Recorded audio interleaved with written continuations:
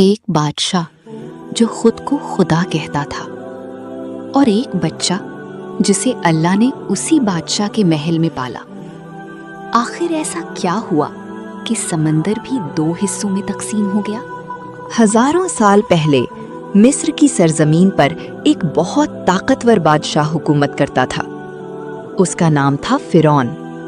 اس کے پاس بڑی فوجیں تھیں، اونچے اونچے محل تھے اور ہزاروں غلام اس کی خدمت کرتے تھے۔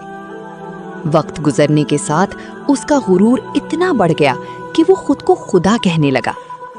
وہ لوگوں سے کہتا، میرے علاوہ تمہارا کوئی رب نہیں۔ لوگ اس کے خوف سے کانپتے تھے، کوئی اس کے سامنے آواز بلند نہیں کر سکتا تھا۔ اگر کوئی اس کی بات نہ مانتا تو اسے سخت سزا دی جاتی۔ پورے مصر میں ظلم اور خوف کا راج تھا اور بنی اسرائیل سب سے زیادہ مظلوم تھے۔ بنی اسرائیل دن رات سخت محنت کرتے تھے۔ وہ فرعون کے محلات بناتے، بھاری پتھر اٹھاتے اور دھوپ میں جلتے رہتے، لیکن انہیں بدلے میں صرف ظلم ملتا۔ سپاہی ہر وقت ان پر نظر رکھتے۔ اگر کوئی تھک جاتا یا آرام کرتا تو اسے کوڑے مارے جاتے۔ ماں باپ اپنے بچوں کے مستقبل سے ڈرتے تھے۔ ہر گھر میں خوف تھا، ہر آنکھ میں آنسو تھے۔ لوگ خاموشی سے اللہ سے دعا کرتے، اے اللہ ہمیں اس ظلم سے نجات دے۔ ایک رات فرعون اپنے شاہی بستر پر سو رہا تھا کہ اچانک وہ خوفزدہ ہو کر جاگ اٹھا۔ اس نے ایک عجیب خواب دیکھا تھا۔ اسے لگا جیسے بیت المقدس کی طرف سے ایک آگ نکلی جو سیدھی مصر کی طرف آئی اور اس کے محلات کو جلا کر راکھ کر دیا۔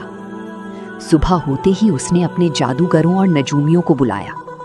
سب نے غور کرنے کے بعد کہا، بنی اسرائیل میں ایک بچہ پیدا ہوگا جو تمہاری سلطنت کے خاتمے کا سبب بنے گا۔ یہ سن کر فرعون کے چہرے کا رنگ بدل گیا۔ اسے اپنی طاقت ختم ہوتی دکھائی دینے لگی۔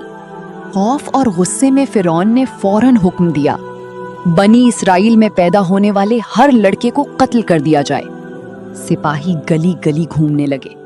وہ گھروں میں داخل ہوتے اور نومولود بچوں کو ان کی ماؤں سے چھین لیتے۔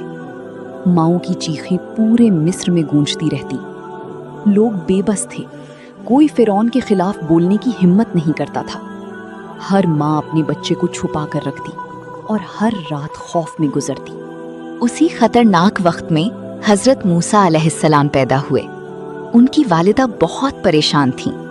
وہ جانتی تھیں کہ اگر سپاہیوں کو بچے کے بارے میں پتہ چل گیا تو وہ اسے قتل کر دیں گے، لیکن پھر اللہ نے ان کے دل میں سکون ڈالا۔ اللہ نے انہیں الہام کیا، بچے کو ایک صندوق میں رکھو اور دریا میں بہا دو، ہم اسے تمہیں واپس لوٹا دیں گے۔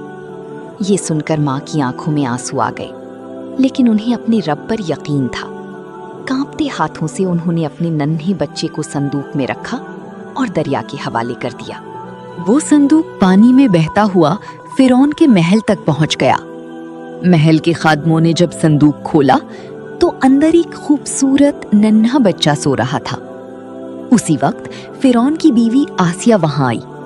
جیسے ہی اس نے بچے کو دیکھا، اس کے دل میں محبت بھر گئی۔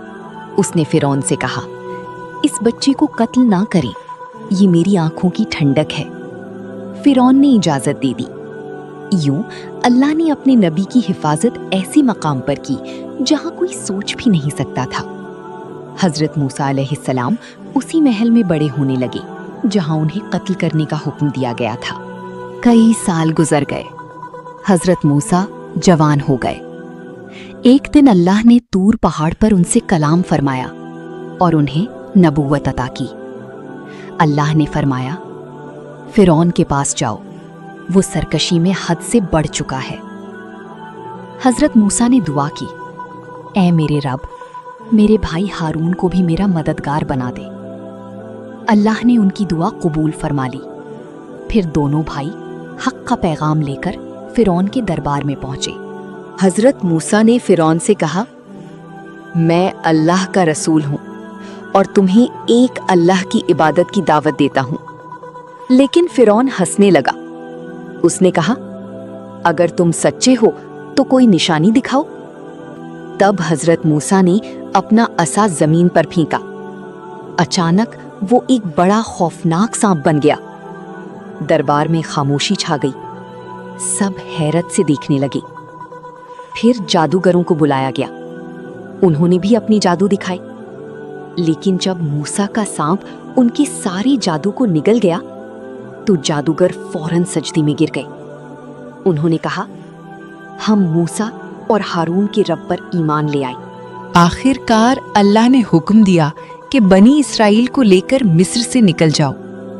رات کے اندھیرے میں ہزاروں لوگ شہر چھوڑ کر روانہ ہوئے۔ صبح ہوتی ہی فرعون کو خبر مل گئی، وہ غصے سے پاگل ہو گیا۔